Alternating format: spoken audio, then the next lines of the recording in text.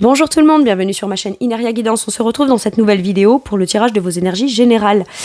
Cette guidance est pour les signes solaires, ascendants et lunaires et elle est pour mes derniers, elle est pour mes cancers. Bienvenue mes cancers sur votre guidance et sur ma chaîne, j'espère que vous allez bien.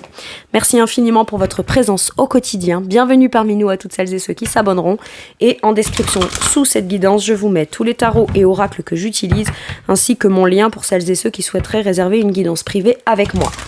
Comme d'habitude, on garde bien à l'esprit que ça reste une guidance générale qui ne peut pas parler à tout le monde ou dans les moindres détails à la même intensité, pour les mêmes raisons et parfois même au même moment. Donc n'hésitez pas à aller voir vos autres signes pour un autre message ou un complément de message et pourquoi pas revenir un petit peu plus tard sur cette guidance puisque ce qui ne vous parle pas tout de suite pourrait vous parler un petit peu plus tard. Avec le tarot de la bienveillance, là, c'est le premier que je vais utiliser. C'est avec celui-ci que je vais aller chercher, pour commencer, l'énergie forte qui vous accompagne et vous représente mes cancers sur ce mois de mai. Allez, c'est parti. Quelle énergie principale accompagne ou représente mes cancers? Hop, attendez. Elle a volé. Le 10 d'épée, on tourne une page. On tourne une page, des difficultés s'arrêtent ou en tout cas on prend un nouveau départ beaucoup plus léger, au moins dans sa façon de penser. Il y a comme un allègement au niveau de l'esprit. On n'a pas un esprit surmené où on en termine avec des angoisses, des peurs, la difficulté de mettre fin à un cycle qui vient peser dans l'esprit et qui donne la sensation de ne pas pouvoir aller sur de la nouveauté de manière concrète ou au moins avec un esprit plus léger, plus tranquille. Fin des difficultés.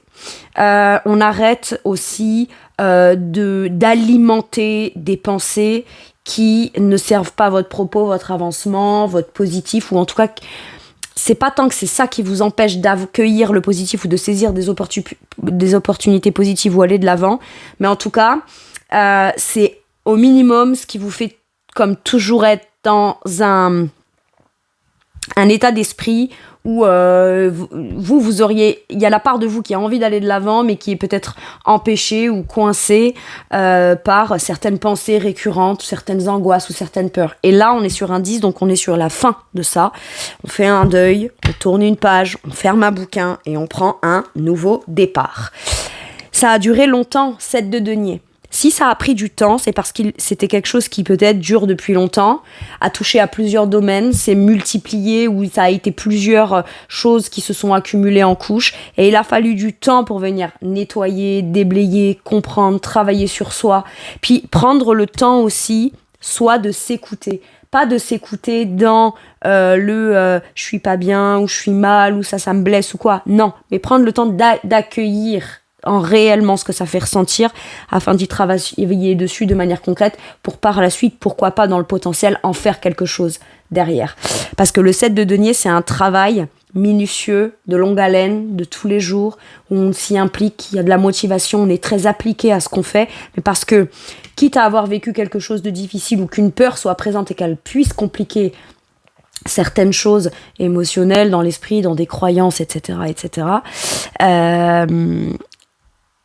on peut quand même vouloir en faire quelque chose ou qu'au moins ça permette d'avancer de manière concrète, petit à petit. Avec le 7 de denier, c'est aussi de la patience vis-à-vis de soi-même.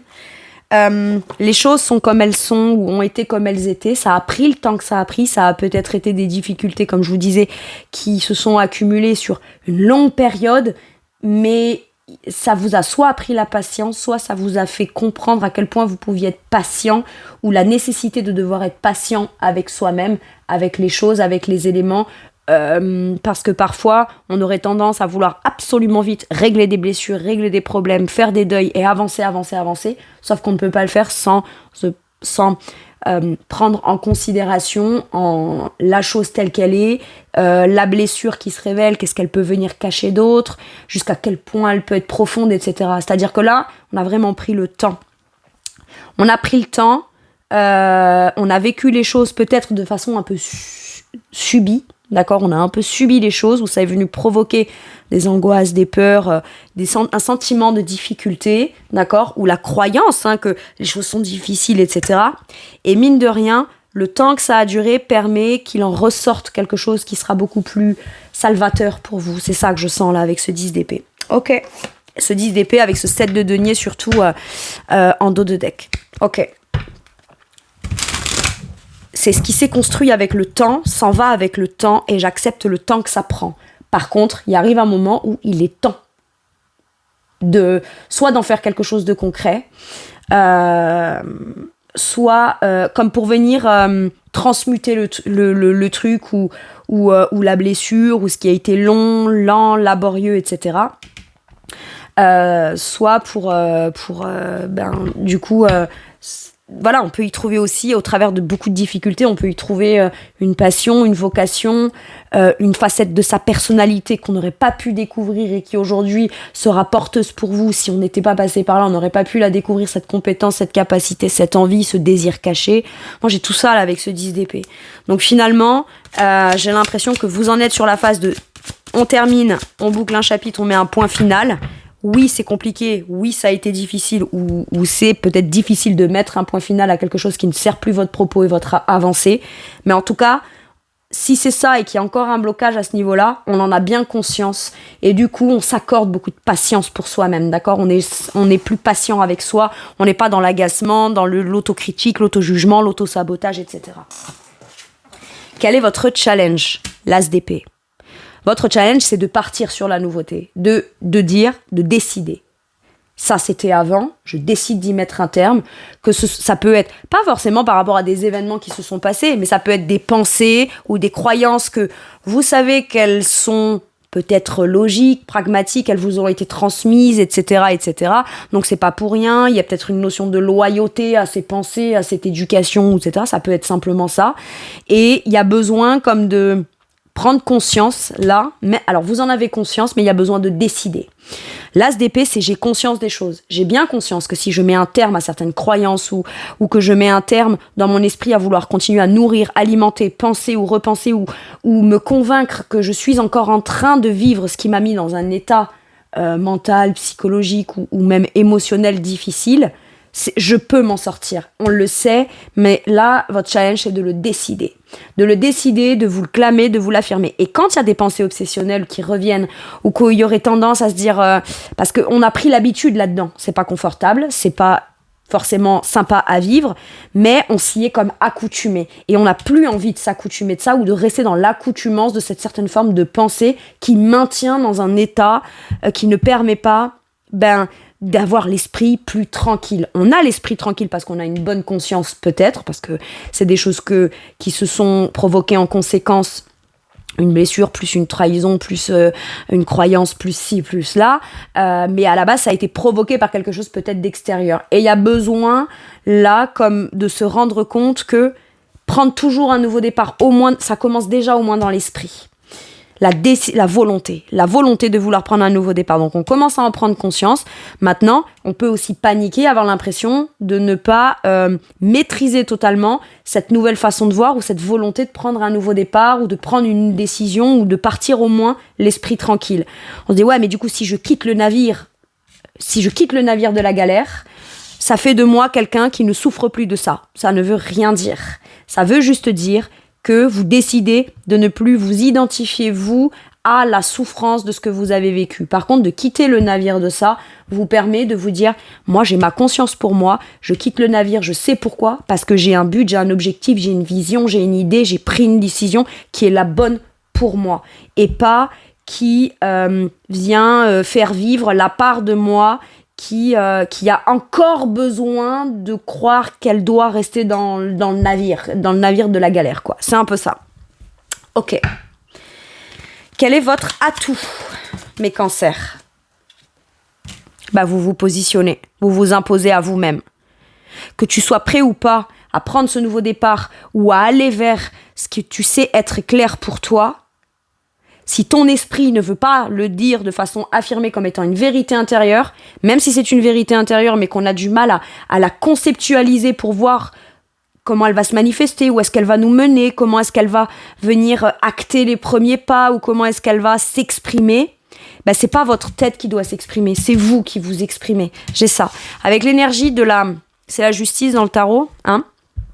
On a vraiment cette énergie de la vérité, c'est pas ce que je crois, c'est pas même ma nouvelle idée, ma nouvelle façon de penser ou ce que j'ai envie d'exprimer. La vérité, c'est qui je suis moi et quelle place j'ai moi en fonction de comment je pense ou en fonction de ce que je crois de moi aujourd'hui par rapport à ce que j'ai vécu. Vous n'êtes pas vos pensées, vous n'êtes pas ce que vous avez vécu. Ça, c'est une part de vous qui est blessée ou c'est une part de vous qui a peur ou qui a été conditionnée ou qui s'est conditionnée pour survivre comme elle a pu en fonction de comment elle pouvait gérer le truc émotionnellement, dans ce qui a été difficile. Et du coup, là, on se dit, ok, il y a la part de moi qui pense, qui croit, qui souhaite, qui veut, qui envisage, mais moi, mon âme à moi, comment elle se positionne. C'est une question de où est ma place physique. Et ma place physique n'est pas dans ce que ma tête me dit qu'elle est. C'est particulier, mais ma foi, je trouve ça extrêmement intéressant. Vous pouvez le faire. Votre propre justice intérieure. En fait, c'est ça. Il y a ce que je pense à l'intérieur, que je n'ose pas dire, je n'ose pas révéler, je n'ose pas déclarer ou je n'ose pas même décider pour moi-même. Parce qu'à partir du moment où même moi-même, je me suis regardée dans une glace et je me suis dit, maintenant stop, ça suffit. Même si ça suffit qui doit s'arrêter n'a pas été provoqué uniquement par vous-même ou que de votre fait ou à cause de vous ou en partie en totalité, d'accord ? Parce qu'on peut se dire oui, je m'en veux parce que si j'avais pas ci, j'avais pas ça, j'aurais pas été blessée, nanani, nanana, voilà. Il y a une part de vous certes qui a pu se mettre à disposition, donc rendre le truc possible et finalement votre part de responsabilité est là. Maintenant, les choses auraient pu se passer tout à fait comme différemment. Elles se sont passées comme elles se sont passées, elles ont provoqué ce qu'elles ont provoqué, mais maintenant, il y a cette volonté de vous dire, mais moi, physiquement, dans ma vie de tous les jours, dans ce que j'acte, quand je me lève, quand je bouge, quand j'agis, quand je me fais un café, quand je vais bosser, quand je communique, j'ai plus envie d'être sous le prisme de cette personne qui pense comme ça ou qui se sent comme ça, embrouillée dans son esprit, qui a des peurs et qui toujours est à la fois sur la volonté de la nouveauté, mais en même temps s'en empêche ou a du mal à se le dire et à se le décider pour soi ou à l'affirmer pour soi, parce que mine de rien, toujours un peu coincé entre les deux, entre le futur ou entre ce que je souhaite pour à partir de maintenant et dans le futur, et tout en traînant toutes mes blessures, mes déceptions, etc. Vous voyez, on a la conscience tranquille, mais on ne l'aurait pas si on emporte les souvenirs avec. Et il peut y avoir eu un raccourci dans les peurs qui s'est cristallisé, dans le si je décide de mettre un terme, ça veut dire que je suis en train d'affirmer que j'ai pas souffert, j'ai pas ci, j'ai pas là, ça n'a strictement rien à voir. Ça veut dire que juste vous, aujourd'hui, comment vous avez-vous envie d'incarner votre souffrance, vos deuils, vos blessures, vos croyances limitantes. Comment vous avez envie de les incarner aujourd'hui ? Et il y a cette volonté de vouloir être soi-même, dans sa propre vérité intérieure. Et ce que je vais dire à l'extérieur, ce que les gens verront de moi à l'extérieur, c'est ce que je suis au plus juste à l'intérieur. Et c'est ça qui est le plus juste pour vous finalement. Ok. Il y a peut-être une décision qu'on prend, une décision de justice pour mettre un terme à quelque chose. Ça peut être une fin de contrat, souffrance, ça peut être parce que on avait peur de quitter un poste ou un travail qui ne nous épanouit pas, qui ne nous épanouit plus, mais en même temps, se lancer dans de la nouveauté peut faire très peur, on se dit est-ce que j'ai le bon discernement, etc. Votre challenge, c'est justement d'écouter ce qu'il y a de nouveau, parce que visiblement, dans ce qui y est encore, ou ce qui a été depuis longtemps, ou ce qui y est encore, c'est plus là-dedans que vous vous épanouissez. C'est dans ce qu'il y aurait de nouveau. Et c'est là où, en fait, on se dit, ouais, mais est-ce que du coup, j'écoute mon intuition, mon instinct, ma logique, mon pragmatisme, ma vision claire des choses, ou est-ce que je vais pas encore plus, peut-être, rentrer dans un truc, je veux dire, ça, c'est comme si, qu'on vous dit là, n'essaie pas d'envisager le futur sous le prisme de ce qui s'est passé, parce que tant que t'es là-dedans, t'es plus dans le passé, t'es pas encore dans le futur, mais en même temps, t'es pas vraiment dans l'instant présent non plus. Il y a besoin de ramener un équilibre à l'instant présent de manière authentique. Dire les choses, se dire les choses, s'avouer les choses et s'engager soi-même vis-à-vis de telles que sont les choses. Et à partir de ce point-là, ça ne dit pas que vous n'êtes plus ce que vous étiez. Il y a une part de vous qui était ça, mais c'est aussi la part de vous blessée qui a envie de sortir de cette blessure, mais qui peut faire un peu de résistance. Donc là, il y a vraiment besoin de décider quelque chose peut-être de manière officielle, affirmée dans une démarche importante, légale, législative ou administrative. Et vous savez pertinemment que vous êtes capable de le faire. Parce que c'est la justice et c'est quoi qu'il arrive, même s'il y a des blocages, que ce soit les blocages, un mur dans mon esprit, je vais défoncer ce mur dans mon esprit, comme si c'est un blocage, je taperai à toutes les portes s'il le faut, mais on entendra ce que j'ai à dire et quoi qu'il arrive, la démarche, si j'ai envie de la faire, je la ferai. Parce que c'est ça qui est juste pour vous. Ok. Donc de manière très symbolique, énergétique, c'est je quitte un mental, je mets un point final, je quitte un état d'esprit qui pesait trop lourd et je préfère partir avec une épée que 10, clairement. Et c'est ça qui du coup vous fait peut-être aussi penser de façon beaucoup plus légère et beaucoup plus claire, beaucoup plus rationnelle. Pas qu'on est dans l'irrationalité, dans le 10 d'air, mais c'est qu'il y a tellement d'éléments qui rentrent en compte qui ne sont peut-être pas en grande partie tous à prendre en considération dans l'instant présent, que ça crée un espèce de brouhaha mental qui empêche justement d'y voir clairement. Et c'est pas de votre faute, c'est une conséquence. Ok. Non, c'est pas celui-ci, mais il est déjà mélangé. Allez, maintenant je vais aller voir comment ça se traduit, ou ça pourrait se traduire dans votre domaine professionnel ou vos activités, ce qui vous occupe de manière qui est important pour vous dans vos occupations du quotidien. Cavalier d'épée, on fait des démarches, on communique clairement. Et vous êtes soutenu par vos anges gardiens. Les cavaliers d'épée, c'est les anges gardiens dans le tarot. Là, c'est la cavalcade, vous avez l'armée derrière vous. Hein, ok ? Donc là, il y a besoin d'écouter justement ces idées, ces pensées. Une pensée emmène à une autre, emmène à une autre. On n'a peut-être pas le temps de clarifier une pensée qui a l'air bonne, que tout de suite, il y a comme une effusion de pensées, mais qui vont de l'avant. Ça va de l'avant. Et c'est peut-être ça qui vous perturbe. C'est que vous vous disiez, jusqu'à maintenant, j'étais dans un brouhaha lié soit du passé, soit à un passé dans mon mental que j'avais l'impression de vivre chaque instant présent.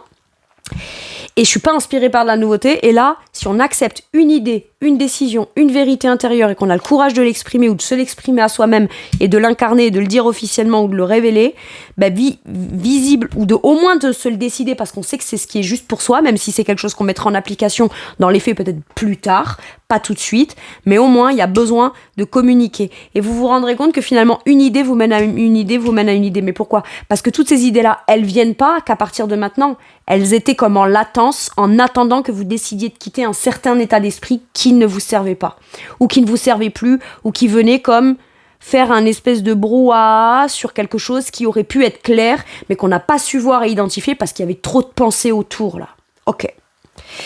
Et donc finalement, une première idée, c'est peut-être pas la direction que vous allez prendre de manière officielle, mais c'est cette idée-là qui vous sert comme de tremplin à la suite dans votre avancement, vos démarches, votre façon de communiquer, et la direction que vous voulez prendre de façon affirmée, combative, courageuse et déterminée, hein, clairement. Et il y a une certaine forme de rapidité avec le cavalier. C'est-à-dire que ça va vite dans votre esprit.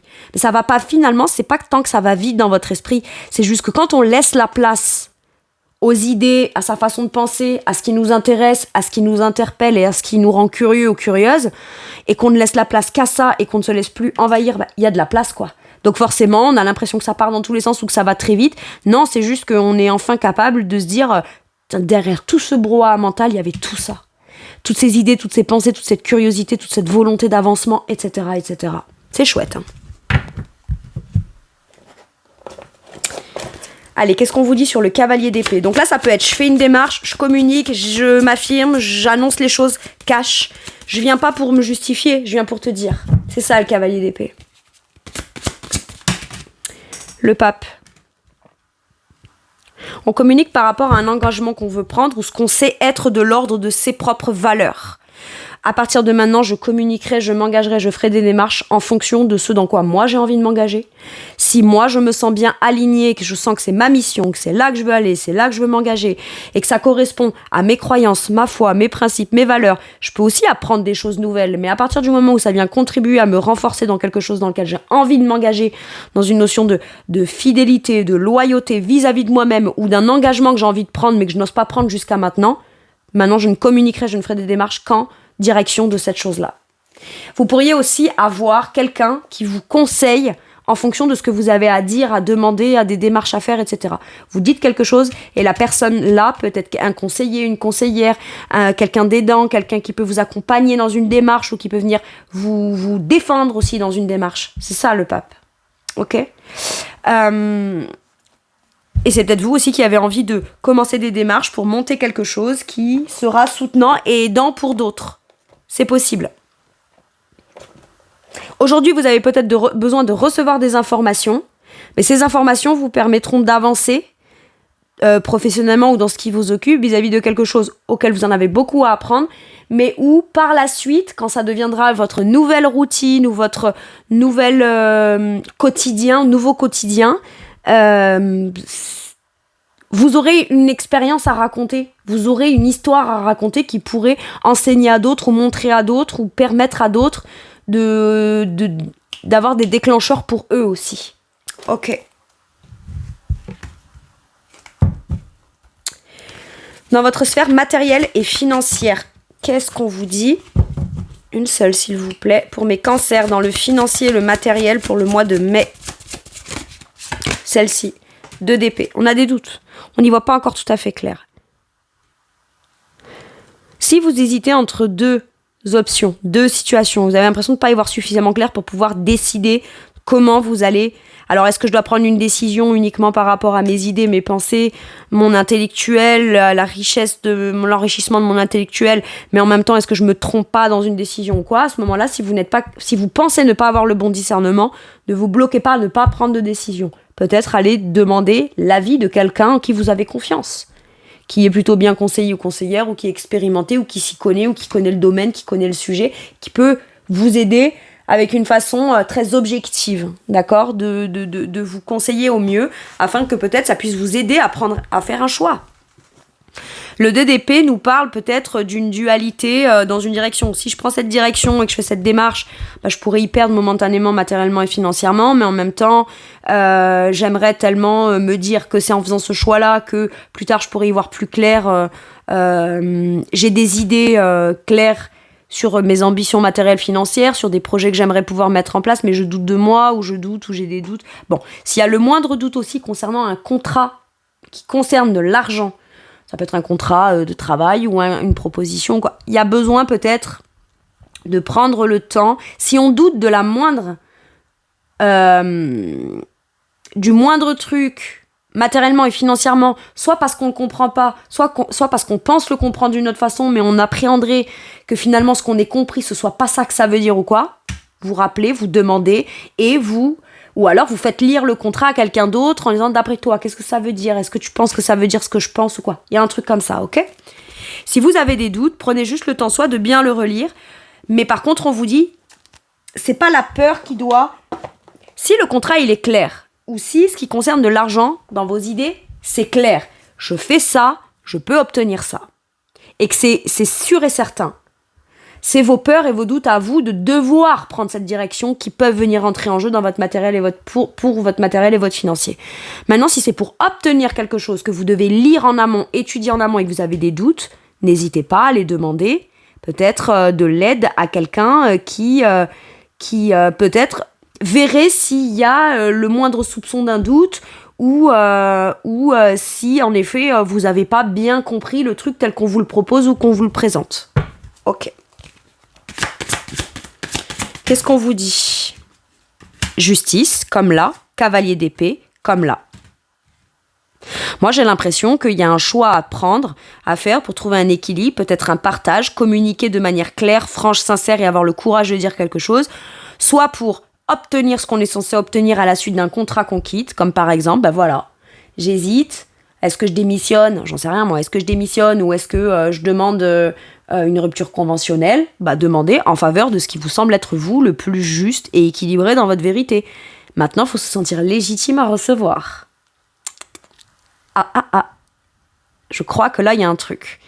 Vous êtes légitime à recevoir, d'accord ? Mais vous devez vous le sentir à l'intérieur. D'accord ? Et ce n'est pas parce que par le passé, vous étiez censé être légitime à recevoir et vous n'avez pas reçu que votre expérience passée, qui vous a blessé, qui vous fait peur aujourd'hui maintenant, liée à de l'argent, ne doit pas faire qu'aujourd'hui, vous devez ne pas vous sentir légitime. Ouais, mais à un moment donné, j'étais légitime et j'ai quand même pas eu. Oui, mais là, on parle peut-être de quelque chose de différent.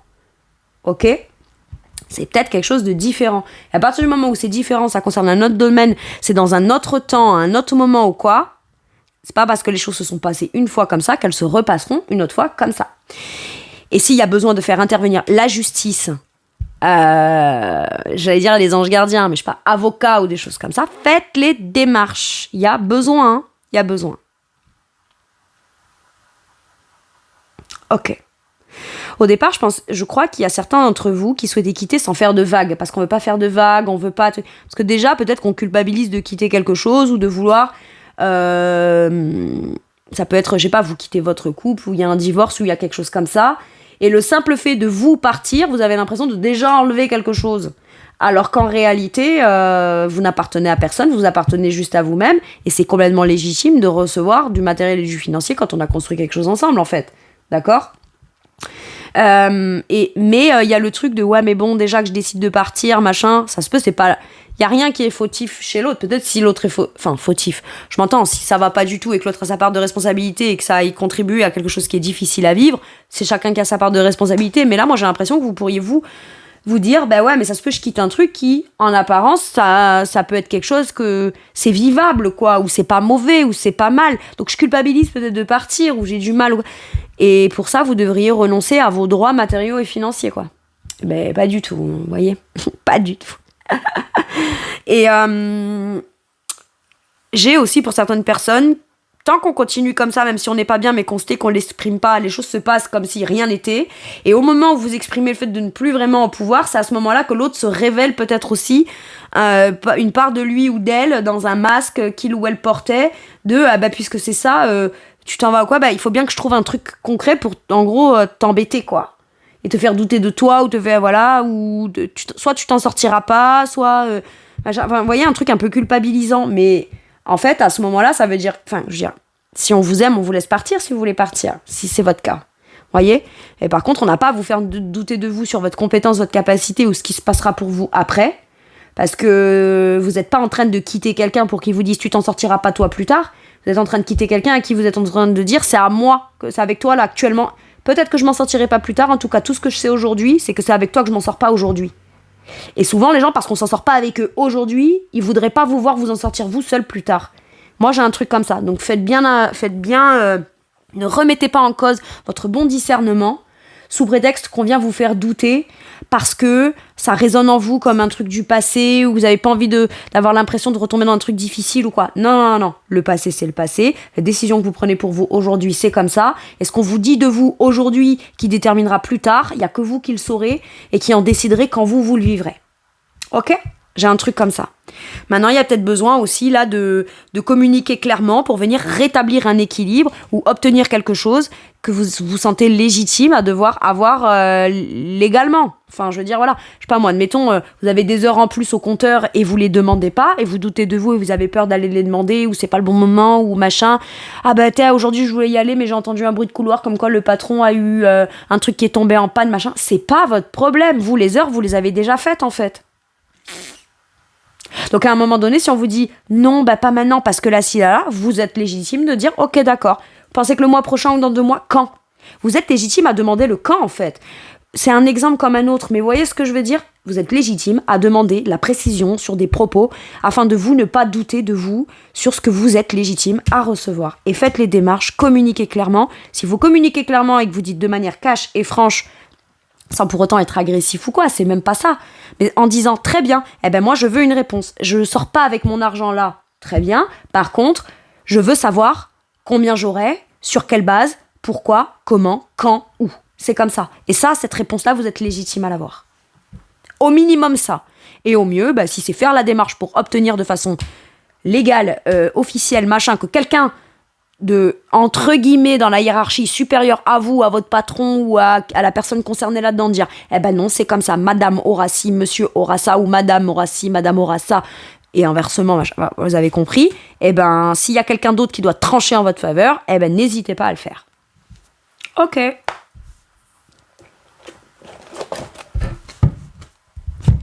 Oui, mais j'ai peur qu'en faisant ça, ok, ça me rapporte ce que je suis légitime, mais si au final, je suis pas tranquille dans mon esprit, machin, nanana, j'ai pas envie de me battre, j'ai pas envie de bataille. Peut-être que c'est ça. Mais j'ai pas l'impression que si démarche officielle il y a, ça sera si long, lent et laborieux que ça. Pour moi, c'est très rapide, l'histoire avec cavalier d'épée. J'ai failli dire tous les cavaliers, sauf celui qui était concerné. Allez. Dans votre sphère spirituelle et monde intérieur, mes cancers, qu'est-ce qu'on a ? Le 5 de coupe. Beaucoup de tristesse, beaucoup de chagrin. On a peur de reproduire quelque chose qui viendra faire mal du passé. Oui.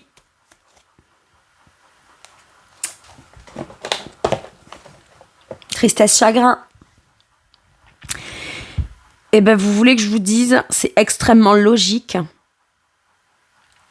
de se sentir dans la mélancolie, de repenser à des choses du passé émotionnellement.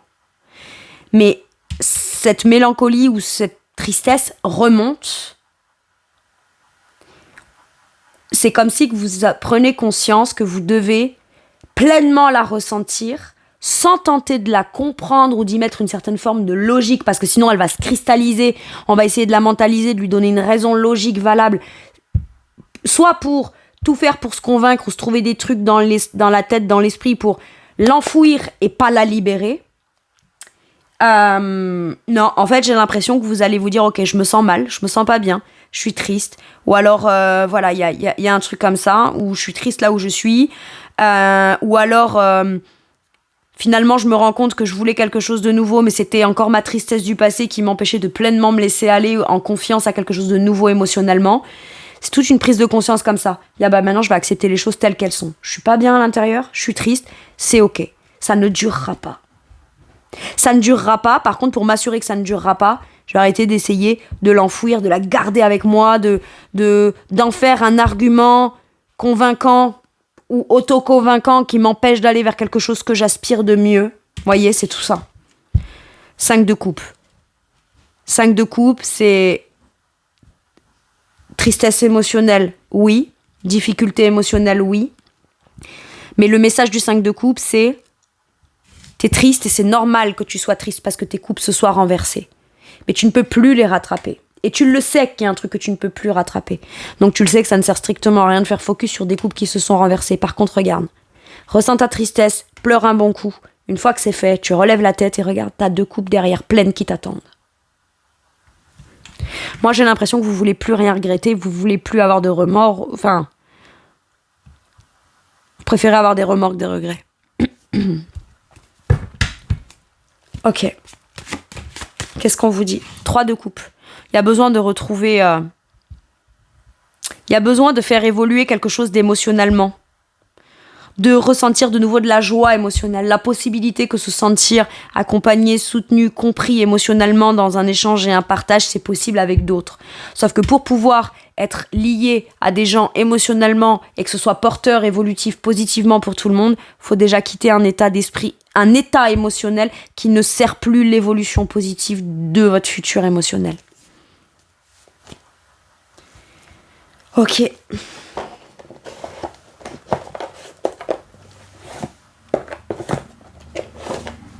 Mais moi, j'ai l'impression qu'il y a la possibilité d'une évolution émotionnelle. Ou en tout cas, dans ce qui vous blesse émotionnellement, mes cancers, il est tout à fait possible, soit qu'il y ait des nouvelles personnes, soit qu'il y a des personnes en cercle restreint, évidemment, mais qui viennent vous apporter leur vrai soutien et empathie, compréhension émotionnelle, afin de vous soutenir. C'est des gens qui seront juste là, pas pour vous aider à vous extirper de là, vous donner des solutions, vous donner des conseils, etc. C'est des gens qui seront juste là pour dire « Tu aurais besoin de quoi ? Juste que je t'écoute et que je te soutienne ? Ok, je suis juste là, je t'écoute et je te soutiens. T'as besoin que je te rende un service ? Je comprends émotionnellement, je peux te rendre ce service. Mais c'est un vrai soutien avant tout qui part d'une intention émotionnelle. Ok. Ça demande peut-être d'être entouré de moins de personnes que ce qu'on pensait, ou de pas forcément être entouré émotionnellement par les personnes qu'on aurait pensé qui auraient accompagné, mais il y a quelqu'un. Il y a quelqu'un. Au minimum, il y a une personne. Ok. Dans votre sphère relationnelle, donc de manière générale, ça peut être la famille, les amis, les collègues, peu importe. On a quoi ? Le 2 de denier à l'envers. On sort complètement, on prend la décision de sortir des relations qui ne sont pas déséquilibrées ou qui viennent déséquilibrer, qui viennent vous déstabiliser ou vous donner un sentiment de déstabilisation alors qu'on s'y attendait pas forcément.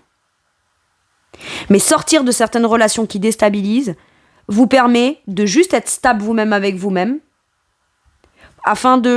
c'est comme ça que vous vous offrez la meilleure chance de pouvoir reconstruire des relations qui seront beaucoup plus équilibrées.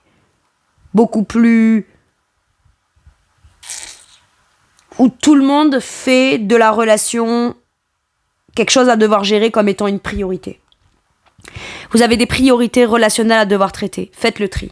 Et il n'y a pas à devoir se justifier plus avec les personnes qui en sortent ou qui nous déstabilisent, d'accord? On vous déstabilise, on parle pas, on ne parle plus, on fait le choix pour soi, de sa propre stabilité. C'est la meilleure façon qu'on a de gérer concrètement une relation qui qui n'est pas équilibrée ou qui vous déséquilibre.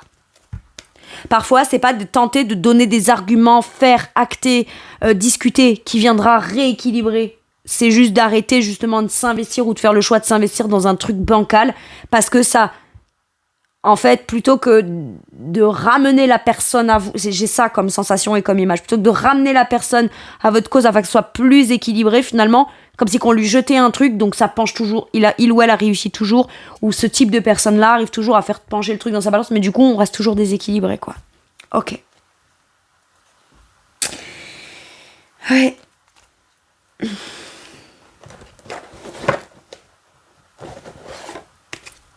On se positionne, on fait un choix.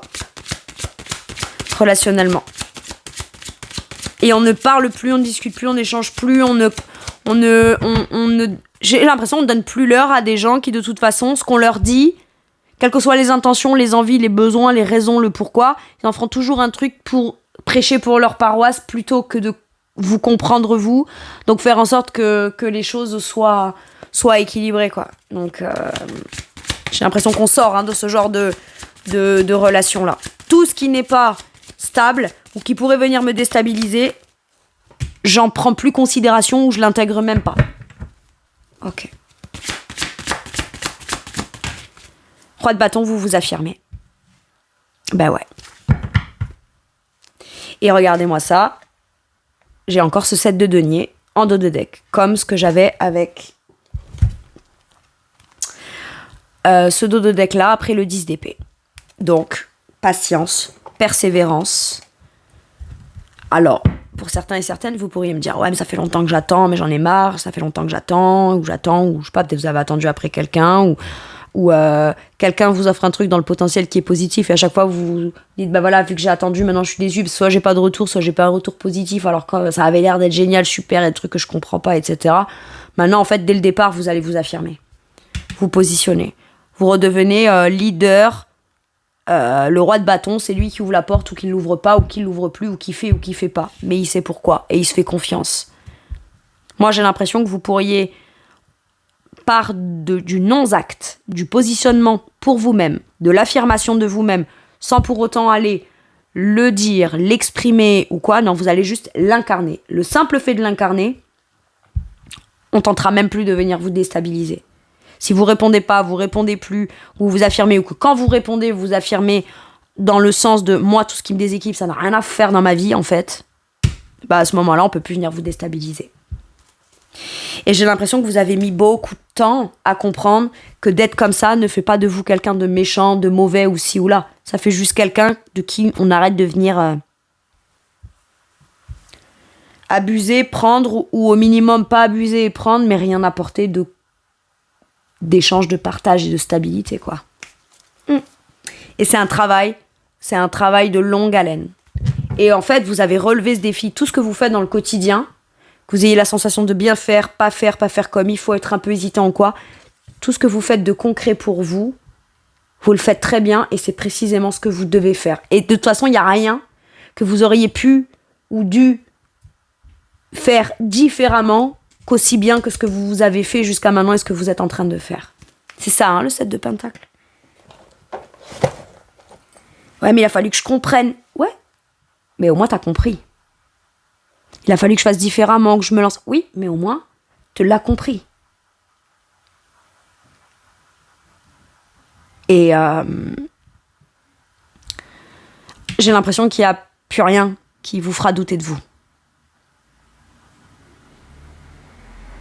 Ouais, bah c'est bien.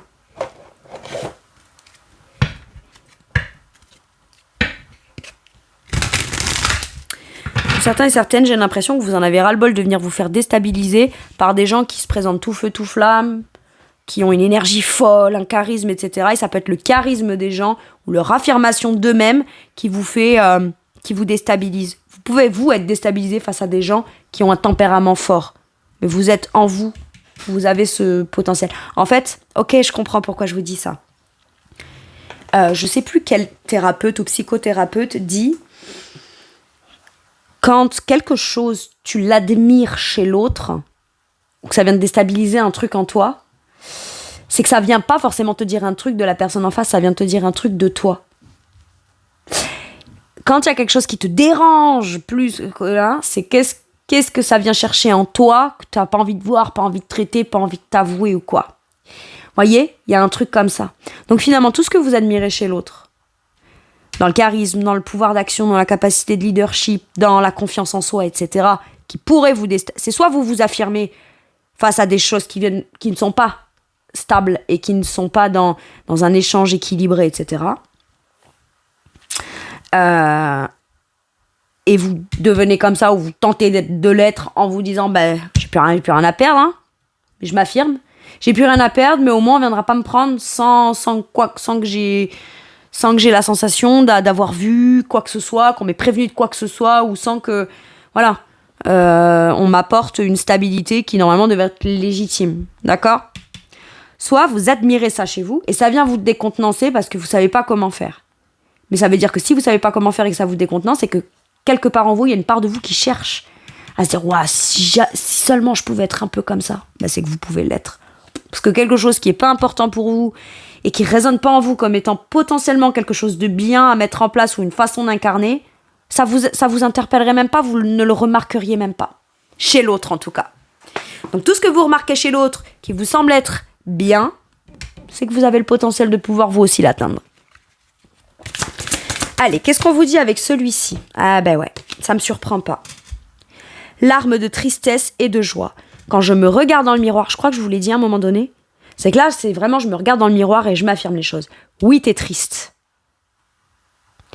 Oui, t'es triste. Mais quelle décision tu vas prendre ? Et c'est ce que je vois en toi, je le reconnais à l'intérieur de moi aussi. Il y a un truc d'effet miroir, là. Ou qu'on a l'impression de revivre ou de se revoir dedans à un moment donné. Mais où, au travers des expériences, on a la possibilité de voir les choses en face et d'agir différemment, ou d'enfin traiter ce qui était derrière, caché, et qui se révèle et qui se montre à vous. C'est la possibilité de pouvoir le traiter avec les larmes de tristesse et larmes de joie. Mais regardez dans quel sens ils l'ont écrit. Oui, il y a eu les larmes de tristesse. Mais il y aura les larmes de joie. Justement, parce que ces larmes de tristesse-là ont presque fait perdre espoir qu'un jour, pleurer de joie, c'était possible. Mais ça veut dire que pleurer, que ce soit pour du bien ou pour un sentiment plus difficile, c'est pas mal. Donc, ne refoulez pas ces émotions-là. On peut pleurer à la fois et de mélancolie et à la fois de joie, de quelque chose qui est porteur. Parce que c'est aussi ça. Le 3 de coupe, c'est faire la fête, c'est être entouré des gens qui nous comprennent, avec qui il y a un échange, il y a un partenariat, il y a un travail d'équipe émotionnel avec qui on se sent soutenu. D'accord ? Larmes de tristesse, larmes de joie. Et moi là, j'ai vraiment l'impression qu'il y a une purification émotionnelle. Et qu'on vous dit, t'as beaucoup pleuré pour des choses difficiles, et maintenant on va te faire pleurer pour quelque chose de sympa. Et c'est possible. Mais j'ai l'impression que ça doit passer par quelque chose où vous devez vous prendre la décision d'y aller. Regardez, prendre la décision d'y aller. Elle monte dans le bateau. Changement positif. C'est fou. J'adore. Allez, je vais aller vous chercher un dernier message ou un dernier conseil avec celui-ci. Mes cancers. Attendez, elle a sauté toute seule. Je la prends. 8 de denier. 8 de denier. Donc après les 2 sets de denier qu'on a eu en dos de deck, on me dit qu'en fait, finalement, même si dans les faits ou dans le concret, les choses ne sont pas encore concrétisées, manifestées, vous ne les avez pas mis en place ou qu'elles ne se sont pas encore présentées à vous, ou que les résultats ne sont pas encore là de manière concrète, on vous dit que si ça a pris du temps, c'est parce que il n'y avait pas uniquement que besoin de venir acter des faits ou prendre le temps de prendre des décisions. Il y avait besoin d'un gros travail sur soi pour en comprendre le sens, pour travailler sur ce qu'on a envie de devenir ou travailler sur soi, à s'affirmer sur soi, peut-être aussi pour incarner ce qu'on a toujours envie d'être mais qu'on n'a jamais osé.